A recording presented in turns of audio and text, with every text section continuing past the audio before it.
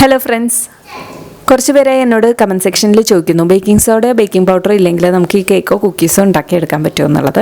അപ്പോൾ നമുക്ക് എല്ലാ റെസിപ്പീസും അങ്ങനെ ചെയ്തെടുക്കാൻ പറ്റില്ല.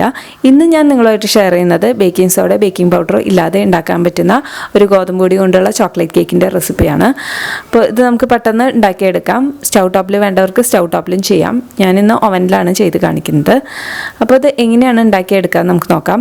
പിന്നെ ഇതിൻ്റെ ഡെക്കറേഷനൊന്നും ഞാൻ ചെയ്ത മാതിരി ചെയ്യണം എന്നില്ല, നിങ്ങളുടെ ഇഷ്ടത്തിനനുസരിച്ച് ചെയ്യാം. നിങ്ങൾക്കൊക്കെ ഇതിനും നന്നായിട്ട് ഡെക്കറേറ്റ് ചെയ്യാൻ അറിയുന്നുണ്ടാവും. ഞാനൊരു ബേസിക് ലെവലാണ് ഡെക്കറേറ്റ് ചെയ്തിരിക്കുന്നത്. അപ്പോൾ ഇത് എങ്ങനെയാണ് ചെയ്യാൻ നമുക്ക് നോക്കാം. കേക്ക് ഉണ്ടാക്കാനായിട്ട് ആദ്യം നമുക്ക് ഡ്രൈ ഇൻഗ്രീഡിയൻസ് മിക്സ് ചെയ്തെടുക്കാം. അപ്പോൾ ഡ്രൈ ഇൻഗ്രീഡിയൻസ് മിക്സ് ചെയ്യാനായിട്ട് ഞാൻ ഇതുപോലൊരു ബൗൾ എടുത്തിട്ടുണ്ട്. ഇനി ഇതിലേക്ക് ഒരു അരിപ്പ് ഒഴിച്ച് കൊടുക്കുക. ഇനി ഇതിലേക്ക് ആദ്യം ചേർക്കുന്നത് ഗോതമ്പ് പൊടിയാണ്. ഇപ്പോൾ ഒരു 3/4 കപ്പ് ഗോതമ്പ് പൊടി ചേർത്ത് കൊടുക്കാം.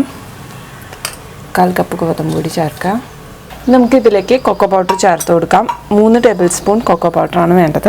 ഇപ്പോൾ കൊക്കോ പൗഡർ ഇല്ലാത്തവരാണെങ്കിൽ നമുക്ക് ഇതേ അളവ്, അതായത് 3 ടേബിൾ സ്പൂണും കൂടി ഗോതമ്പ് പൊടി ചേർത്ത് കൊടുത്താൽ മതി കൊക്കോ പൗഡറിന് പകരമായിട്ട്.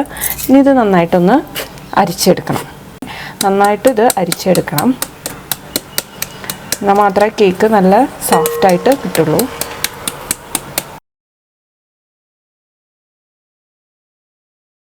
ഞാനിപ്പോൾ ഗോതമ്പ് പൊടിയും കൊക്കോ പൗഡറും കൂട്ടി 3 പ്രാവശ്യം അരിച്ചെടുത്തിട്ടുണ്ട്. അപ്പോൾ ഇത് നമുക്കിനി ഇത് മാറ്റി വയ്ക്കാം. ഇനി നമുക്കിതിലേക്കുള്ള വെറ്റ് ഇൻഗ്രീഡിയൻസ് മിക്സ് ചെയ്തെടുക്കാം. ഇനി നമുക്ക് ഇതിലേക്ക് 4 മുട്ടയാണ് വേണ്ടത്. അപ്പോൾ 4 മുട്ട സെപ്പറേറ്റ് ചെയ്ത് വെക്കുക. വെള്ളയും മഞ്ഞയും സെപ്പറേറ്റ് ചെയ്ത് വെക്കുക. ഇനി ആദ്യം നമ്മൾ മഞ്ഞയാണ് എടുത്തിരിക്കുന്നത്. 4 മുട്ടയുടെ മഞ്ഞയുണ്ട്. ഇതിനി നമുക്ക് നന്നായിട്ട് അടിച്ചെടുക്കണം. അപ്പോൾ നിങ്ങൾക്ക് ഒന്നില്ലെങ്കിൽ ഹാൻഡ് ബ്ലെൻഡർ ഉള്ളവർക്ക് ഹാൻഡ് ബ്ലെൻഡർ യൂസ് ചെയ്യാം. അല്ലാത്തവർക്കാണെങ്കിൽ മിക്സിയിലിട്ട് നന്നായിട്ട് അടിച്ചെടുക്കാം. ചെയ്യുമ്പോൾ കുറച്ച് സമയം എടുക്കുന്നേ ഉള്ളൂ. അപ്പോൾ ഇനി ഇതിലേക്ക് വാനില എസൻസ് ചേർത്ത് കൊടുക്കാം. ഇതിപ്പോൾ 4 മുട്ടയുടെ മഞ്ഞയുണ്ട്. വാനില എസൻസ് ഉള്ളവർ വാനില എസൻസ് ചേർത്ത് കൊടുക്കുക. എൻ്റെ കയ്യിൽ ഇല്ലാത്തതുകൊണ്ട് ഞാൻ ചേർക്കുന്നില്ല. വാനില എസൻസ് ചേർത്താൽ നമ്മുടെ ആ കേക്കിൻ്റെ സ്മെല്ല് മാറിക്കിട്ടും. പൊതുവേ ഈ എഗ് കേക്കുകൾക്കൊക്കെ ഒരു സ്മെല്ലുണ്ടാവും മുട്ടയുടെ. അത് മാറ്റാൻ വേണ്ടിയിട്ടാണ് നമ്മൾ വാനില എസൻസ് ചേർക്കാറുള്ളത്. അപ്പോൾ ഉള്ളവരാണെങ്കിൽ 1 ടീസ്പൂൺ ഇപ്പോൾ ചേർത്ത് കൊടുത്തിട്ട് ഇതിൻ്റെ കൂടെ നന്നായിട്ട് അടിച്ചെടുക്കാം. ഒരു 1/4 കപ്പ് പാല് എടുത്തു വെച്ചിരുന്നു, അത് ചേർത്ത് കൊടുക്കുകയാണ്. നമുക്ക് ഓയിൽ ചേർത്ത് കൊടുക്കാം. ഓയിൽ ഇല്ലാത്തവരാണെങ്കിൽ നിങ്ങൾക്ക് ബട്ടർ ഉരുക്കി ചേർക്കാം. ഇതിപ്പോൾ 2.5 ടേബിൾ സ്പൂൺ ഓയിലുണ്ട്, അത് ചേർത്ത് കൊടുക്കുകയാണ്. ഞാൻ ഒലീവ് ഓയിലാണ് ചേർക്കണേ. അപ്പോൾ നിങ്ങൾക്ക് ഏത് തരം ഓയിൽ, ഫ്ലേവർ ഇല്ലാത്ത ഏത് തരം ഓയിൽ വേണമെങ്കിലും ചേർക്കാം. ഇതേ അളവിൽ തന്നെ, അതായത് 2.5 ടേബിൾ സ്പൂൺ ബട്ടറും ചേർത്ത് കൊടുത്താൽ മതി. ഉരുക്കിയിട്ട് നന്നായിട്ടൊന്ന് അടിച്ചെടുക്കാം.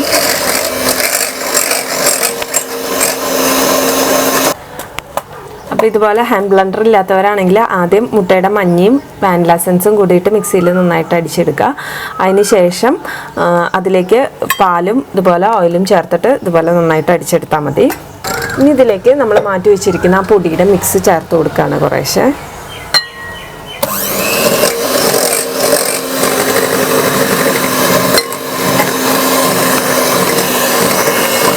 ഇതിലേക്ക് 1/2 കപ്പ് പാല് ചേർത്ത് കൊടുക്കാം. ഇത് നന്നായിട്ട് ഇതുപോലെ അടിച്ചെടുക്കാം.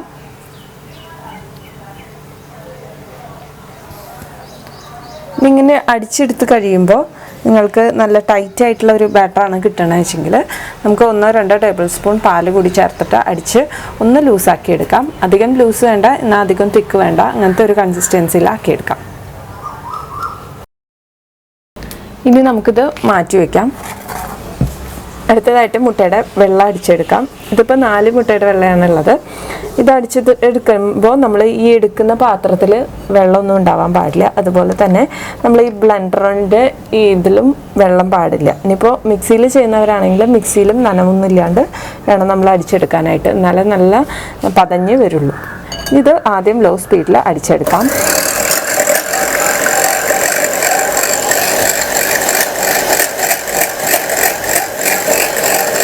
മുട്ടയുടെ വെള്ളം ചെറുതായിട്ട് അടിച്ചെടുത്തിട്ടുണ്ട്. അപ്പം നിങ്ങൾ മിക്സിയിൽ ചെയ്യുമ്പോഴും ഇതുപോലെ ചെയ്യുക. നന്നായിട്ടൊന്നും കുറച്ച് അടിച്ചെടുക്കുക. അതിനുശേഷം അതിലേക്ക് ശർക്കര കുറേശ്ശെയായിട്ട് ചേർത്ത് കൊടുക്കുക. ഇതിപ്പോൾ 1 കപ്പ് ശർക്കര ആണുള്ളത്. അത് കുറേശ്ശെ ചേർത്ത് കൊടുക്കാം. എല്ലാം കൂടി ഒരു ട്രിപ്പിൽ ചേർത്ത് കൊടുക്കണ്ട. കുറേശ്ശെ ചേർത്തിട്ട് വീണ്ടും വീണ്ടും അടിക്കുക. വീണ്ടും അടിച്ചെടുക്കാം.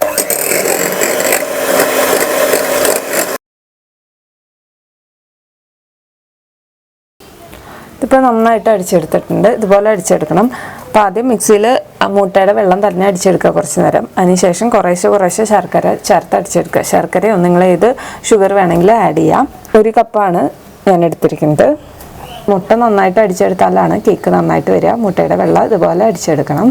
നല്ല തിക്കായിട്ട് വരണം. ഇതുപോലെ ക്രീം മാതിരി വരണം. പാത്രം എത്ര ചരിച്ചാലും ഇതിങ്ങനെ പോവാൻ പാടില്ല താഴേക്ക്. ഇനി നമുക്ക് ഈ 2 ബാറ്ററും കൂടി മിക്സ് ചെയ്യാണ് വേണ്ടത്. നമ്മൾ നേരത്തെ അടിച്ചു വെച്ചിരുന്ന മിക്സിയിലേക്ക് കുറേശ്ശെയായിട്ട് നമ്മുടെ ഈ എഗ് മിക്സ് ചേർത്ത് മിക്സ് ചെയ്തെടുക്കണം. കുറേശ്ശെ ചേർത്ത് കൊടുക്കാം. എല്ലാം കൂടി ഒരുമിച്ച് ചേർക്കരുത്. കുറേശ്ശെ ചേർക്കുക. എന്നിട്ട് നന്നായിട്ട് ഫോൾഡ് ചെയ്തെടുക്കാം. ഇതുപോലെ നന്നായിട്ട് ഫോൾഡ് ചെയ്തെടുക്കാം.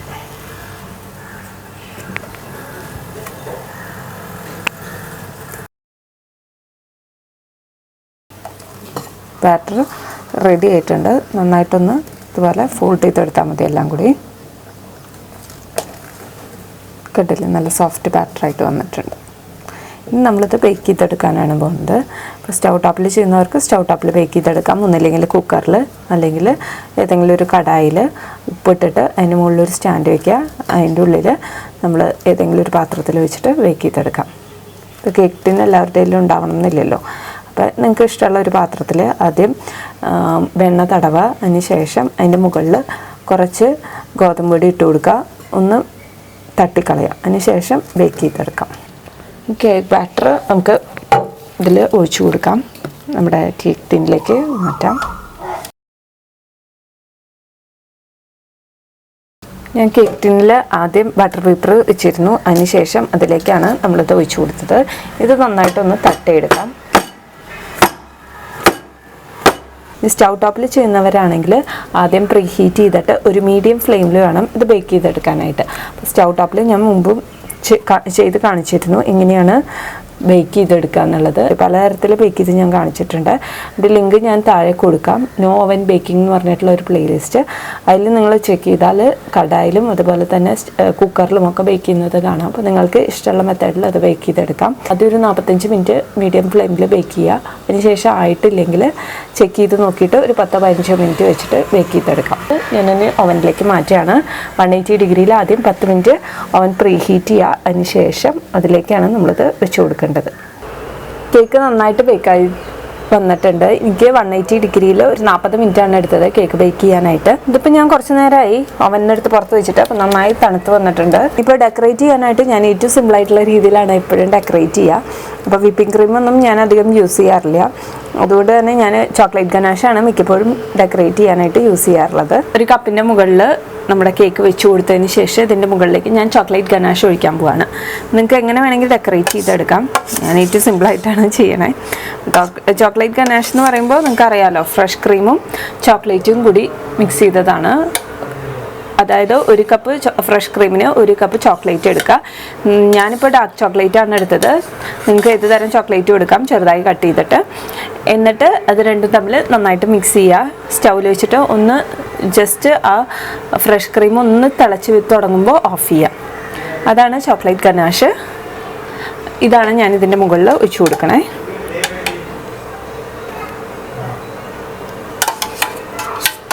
ഇത് ഇരിക്കും തോറും കട്ടയായി തുടങ്ങും ചോക്ലേറ്റ് ഗനാഷ്. ഞാൻ ഇതിൻ്റെ അടിയിൽ ഒരു ബട്ടർ പേപ്പർ വെച്ച് കൊടുത്തിട്ടുണ്ട്. അപ്പോൾ ഇതിൽ നിന്ന് ഒഴുകുന്നത് അതിലേക്ക് പോകാൻ വേണ്ടിയിട്ടാണ്.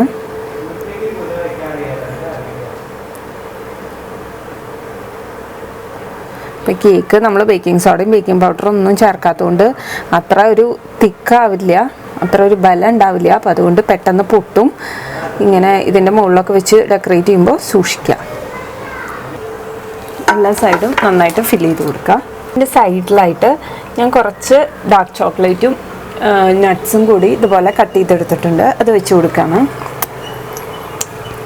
ഡെക്കറേഷനൊക്കെ നിങ്ങളുടെ കയ്യിൽ എന്താണോ ഉള്ളത് അത് വെച്ചിട്ട് ചെയ്യാം. ഇതുപോലെ ഞാനിങ്ങനെ കൊടുക്കുകയാണ്, വെച്ച് കൊടുക്കുകയാണ്. എല്ലാ ഭാഗങ്ങളിലും ഇതുപോലെ വെച്ച് കൊടുക്കാം.